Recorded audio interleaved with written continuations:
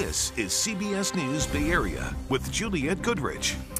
Good evening. Two communities in the South Bay mourning tonight after a crime rampage that spanned through San Jose and Milpitas. 3 people were killed, 5 others are injured. And tonight, we're learning more about 2 of the victims. They have yet to be officially identified, but we found a small memorial on the corner of East Santa Clara and 16th Streets in San Jose. The sign reading, "Rest in peace, Mr. and Mrs. Pham." Neighbors still in disbelief after the suspect allegedly ran down 3 people in front of their home, killing 2 of them. To pull in our driveway and just hit him and leave. Something must have been wrong with him. The last couple of days, all they've been doing is working on the house. They were friendly. They said hi to everybody. Everybody in the neighborhood, they would say hi. And new surveillance video just in. It's giving us a glimpse of the suspect driving in that neighborhood. You can see him pull into a lot and turn around in the upper right corner as people casually go about their business, not knowing anything's wrong. And the killings of Mr. and Mrs. Pham were all part of a 2-hour-long spree that started in San Jose's Pepper Tree neighborhood a little after 3 p.m. yesterday. Police say the suspect stabbed and carjacked 2 separate people about 3 miles apart. He was driving a stolen car when he allegedly hit and killed the Phams on Santa Clara Street. Then in Milpitas, police say he stabbed another person to death in a grocery store parking lot. The suspect was finally arrested around 5 p.m., not far from the Smart and Final. There you are. There he is. You can see him in the blue shirt as officers cuffed him. He's been identified as 31-year-old Kevin Parkerana. Now, our Sean Chitness tells us he was known to law enforcement. He even had a long criminal history. Tonight, police say they are grateful they were able to get this suspect into custody because they worry the senseless violence would have only continued. They point out that they believe each of his victims was randomly targeted, but he was intentional in attacking all of them.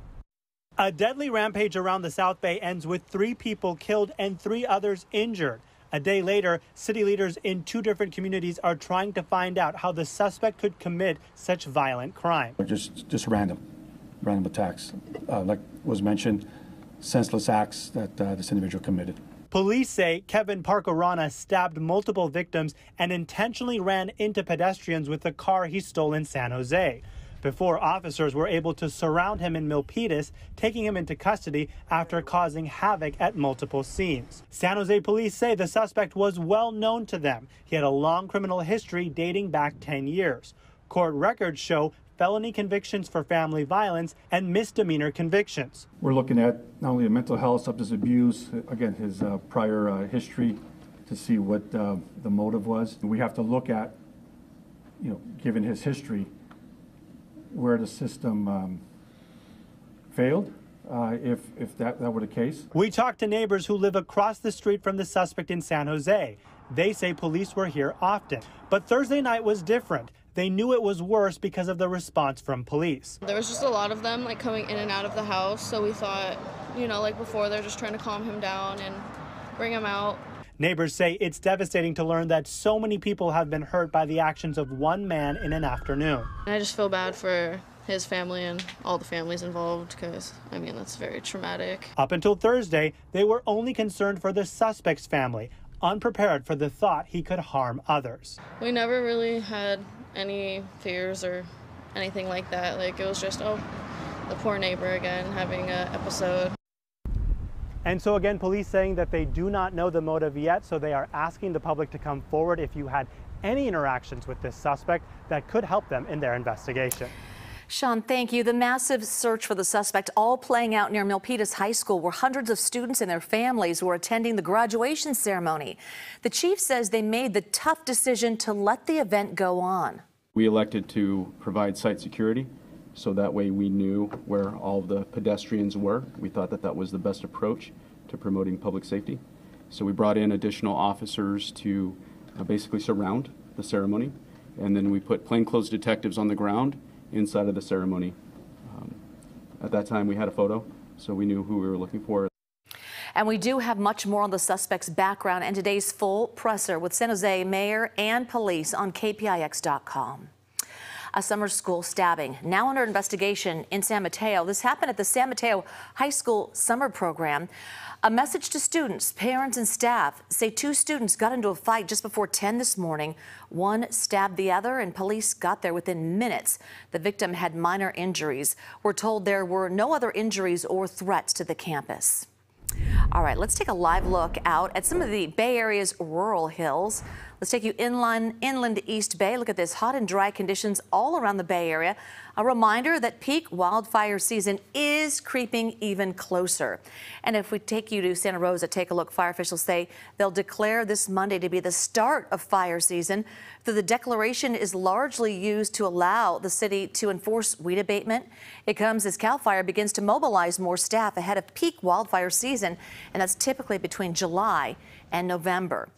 So fire officials say you should remove dry leaves and branches from on and around your home and try to have a 30-foot buffer of defensible space. Review your evacuation procedures and have a go bag ready just in case. So we're going to bring in Paul to talk about the fire season. And I heard that actually because there's still some moisture that they're actually not getting rid of the defensible space yet. Is that in some areas? Yeah, they're going to have to do it eventually because even the flashy fire fuels are going to dry out. It's just a matter of when. The below average temperatures recently have helped with preventing that drying from happening as fast, but now we're in for a warm weekend. It will happen. And it's going to happen. Yeah. Let's take a look at tomorrow's temperatures compared to what's normal for this time of year and exactly average temperatures around the Bay. But farther inland, we're going to reach up into the 80s. Now, it's not hot, so we're not off to the exceptionally early start to fire season that we've seen for the past few years, might even say the past several years, but this is kind of the way that things are supposed to play out, where we get some rain during the wintertime, and then especially those lighter fire fuels begin to dry out. Now, you'd expect with warmer temperatures that maybe the fire danger would be a bit elevated. Warmer temperatures are just one of the things that go into our fire danger index. There's the temperatures, but also relative humidity levels, wind speed, wind direction, the amount of moisture in the fire fuels, and even with warmer than average temperatures for inland parts of the Bay Area, we're looking at the North Bay and inland the East Bay, our fire danger index is going to be lower than the halfway point on our 0 to 10 scale. We want to be as close to 0 as possible.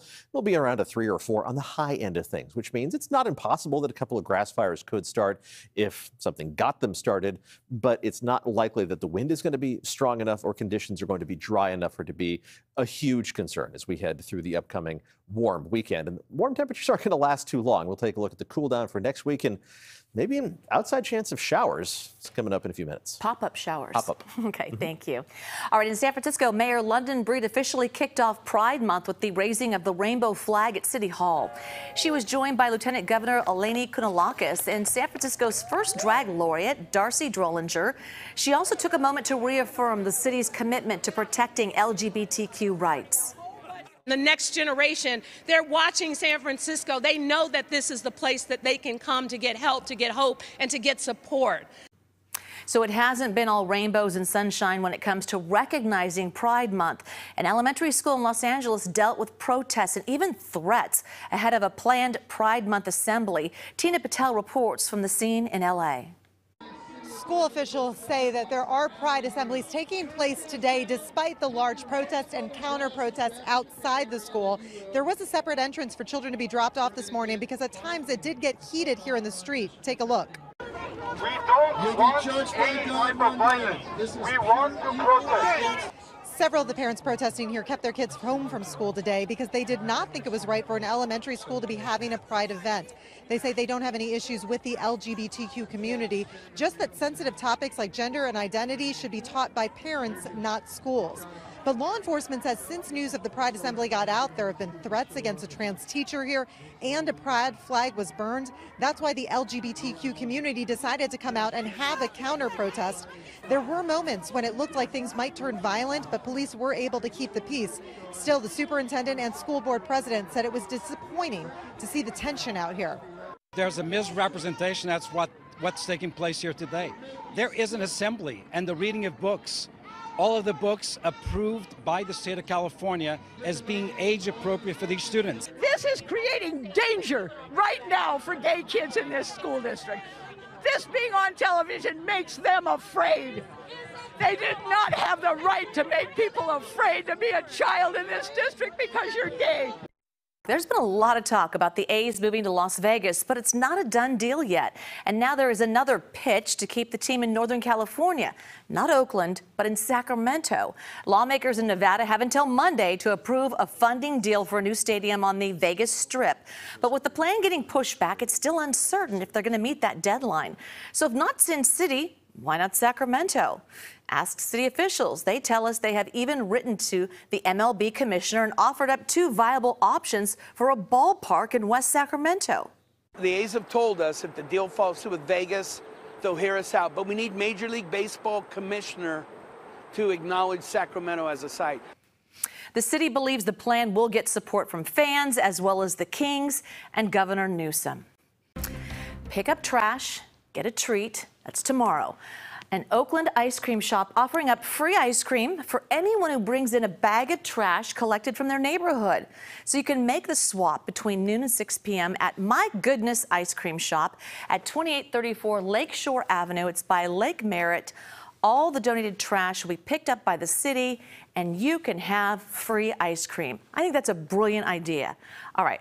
Thanks so much for watching us. The news continues streaming on CBS News Bay Area. We'll see you back here at 11 o'clock. Have a wonderful weekend. Get some trash, get some ice cream.